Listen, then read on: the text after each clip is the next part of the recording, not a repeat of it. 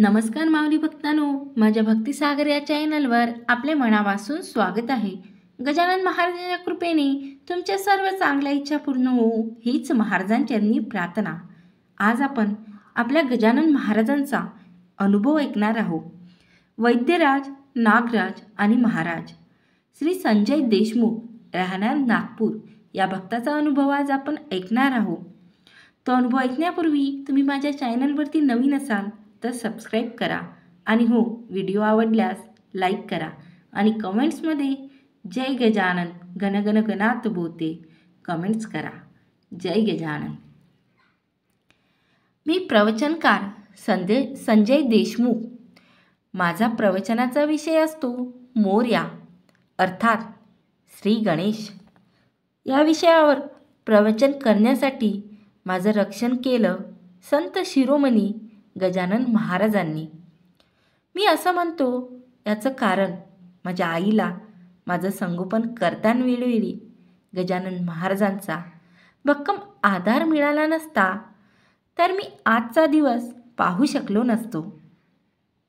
माझी आई गजानन महाराजांची निस्सीम भक्त होती. त्यांच्यावर तिची अढळ श्रद्धा होती. अगदी तिच्या बालपणापासून माझे वडील रेल्वेत नोकरीला होते. त्यांची शिफ्ट ड्युटी असायची. माझी आई मला माझ्या लहानपणाची घटना नेहमी सांगायची. मी तेव्हा साधारण वर्षाचा असेल.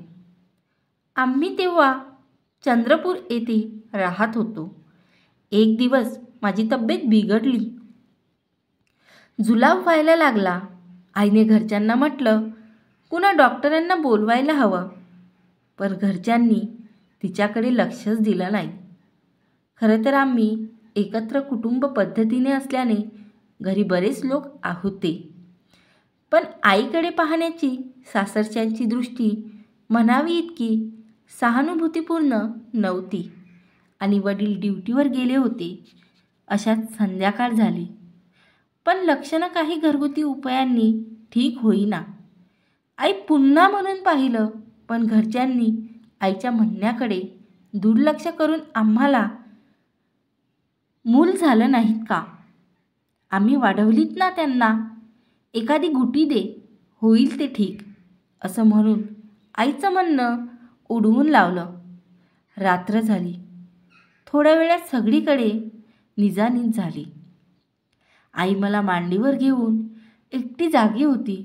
गुटी देऊन झाली, पण लक्षणं काही कमी झाली नाही. उलट आता अंगही गरम वाटू लागलं. रात्री 3-3:30 सुमारास असेल. मी हातपाय वाकडे करून डोळे फिरवले. आई घाबरली. तिला आता कुणाचा आधार होता. आईने मला खाली ठेवलं. ती उठली. देवा गजानना महाराजांचा फोटो होता. आईने रडत रडत तो फोटो उचलला, एका परातीत पाणी टाकलं आणि तो फोटो भिंतीशी परात ठेवून पाण्यात उभा केला. आता मी रडत नव्हतो, किरकिर करत नव्हतो, शांत होतो. आता आई रडत होती फोटो समोर बसून. तिचा संवाद आता गजानन महाराजांशी सुरू झाला होता. ती म्हणत होती, मान्य आहे मला, आमची हयगय झाली, पण तू पाहतो आहेस ना, मी कुठे हलू शकत नव्हते. घरच्यांनी मी सांगूनही ऐकलं नाही. पण मला सांग, यात त्या बाळाची काय चूक आहे? आमच्या चुकीची शिक्षा त्याला का? त्याचं रक्षण कर, मी तुला शरण आहे. याशिवाय मी काय करू शकते? रक्षण कर. असं म्हणता म्हणता रात्रभराच्या जागरणात काही क्षण तिला ग्लानी आली. जेमतेम उजाडू लागलं होतं आणि घरच्या दाराशी एक बैलगाडी येऊन थांबली. त्यातून एक गाडीवान आणि दाढी वाढलेले, शुभ्र धोतर आणि पांढरी वडी परिधान केलेले एक असे 2 जण उतरले. घरात आले. ते आईला म्हणाले, मला कळलं तुझ्या बाळाची तब्येत ठीक नाही. मी त्याच्यासाठी औषध आणलं आहे. हे घे, ह्या 3 पुड्या. एक लगेच दे पाण्यातून, एक दुपारी, एक संध्याकाळी.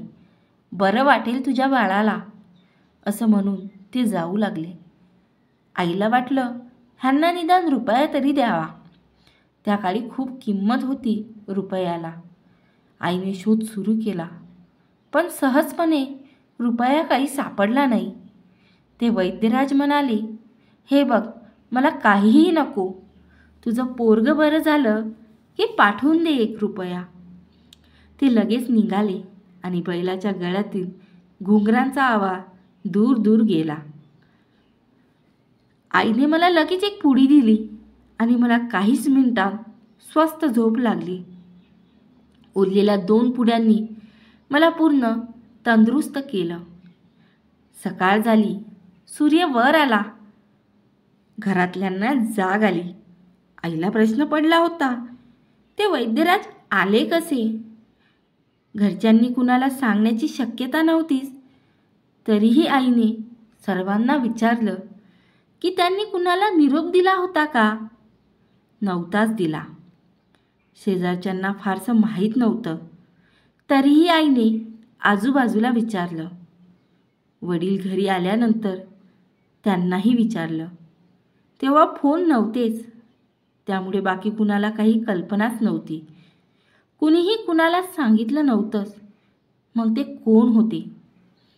आईसाठी शेवटपर्यंत तो प्रश्न अनुत्तरीच होता.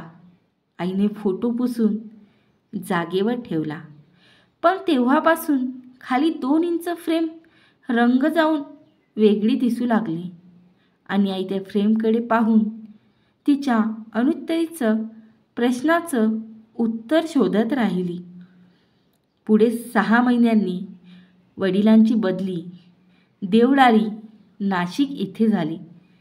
आम्ही रेल्वे क्वार्टर्समध्ये राहायला गेलो. तिथे आजूबाजूला जंगल होतं, मागे डोंगर होतं. तेव्हा तिथे वीज नव्हती. कंदील आणि चिमणी हेच काय ते प्रकाशाचं माध्यम. आई मला ही गोष्ट नेहमीच सांगायची. दसरा येऊ घातला होता. त्या निमित्ताने आमच्याकडे आजी, आजोबा, आईचे आई वडील आणि मावशी असे 3 जण आले होते. त्या दिवशी कोजागिरी पौर्णिमा होती. वडील 4 ते 12 ड्युटीवर गेले होते. महाराष्ट्रात बरेच ठिकाणी कोजागिरी पौर्णिमेला मोठ्या मुलीला ओवाळण्याची प्रथा आहे. त्याला आसनी असं म्हणतात. त्या संध्याकाळी आईने सतरंजी पसरली, त्यावर पाट मांडला व औक्षणासाठी तबक तयार केलं. हे सगळं कंदिलाच्या अगदी मंद प्रकाशात होत होतं. आईने प्रथम देवाला ओवाळलं, महाराजांना ओवाळलं. संजयचा जीव त्या दिवशी तुम्हीच वाचवला, त्यांचं सदैव रक्षण करा अशी प्रार्थना केली. मला पाटावर बसवलं. मला शेजारच्या आलेल्या मावशीसह सर्वांनी औक्षण केलं.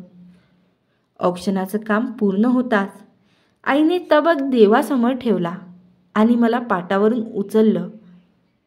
आई मला घेऊन जमतेम मागे सरकली. असेल तोच पाटाखालून 1-2 फूट लांबीचा नाग अचानक पाटावर आला. थोडा पाटावर स्थिरावला, फणा काढून सगळ्यांकडे पहिल्यासारखं केलं आणि निघून गेला. सगळे स्तिमित होऊन फक्त पाहत राहिले.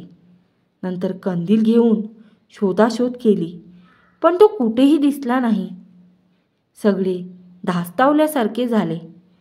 आजोबा आई म्हणाले, तू यावर विचार करून बघ. याचा अर्थ निघताच एकतर महाराजांनी नागापासून रक्षण केलं, नाहीतर महाराज त्या रूपात आशीर्वाद देऊन गेले. पण काहीही असो, मला तरी महाराजांच्या अस्तित्वाची हे प्रचिती वाटते. तू एक काम कर, मला 1 रुपये दे. मी शेगावला जाणार आहे, तेव्हा तुझ्यातर्फे तिथे देईल. आजोबांचे ते वाक्य ऐकून आई नक्षकान शहारली. तिला त्या दिवशीची 1 रुपयाची आठवण झाली. तिने लगेच 1 रुपया महाराजांना देण्यासाठी आजोबांच्या हातावर ठेवला. ती दक्षिणा तिच्या डोळ्यातून असलेल्या थेंबांनी आपोआपच ओली झाली. पुढे आम्ही मोठे झालो. आईने तोच फोटो पुढील 50 वर्ष देवात सांभाळून ठेवला. पूजा करताना तिच्या हातात तो फोटो पाहून आम्ही भावंड म्हणायचो, आई तो फोटो नवीन करायचा का? ती म्हणायची, बिलकुल नाही. अरे तो महाराजांचा जागृत फोटो आहे. पुन्हा आग्रहपूर्वक म्हटलं की अगं ती फ्रेम तरी बदलून घेऊ. त्यावर मात्र काहीच न बोलता त्या रंग गेलेल्या भागावर पकड मजबूत करून फक्त आमच्याकडे पाहायची आणि म्हणायची, श्री गजानन जय गजानन, श्री गजानन जय गजानन, गण गण गणात बोते.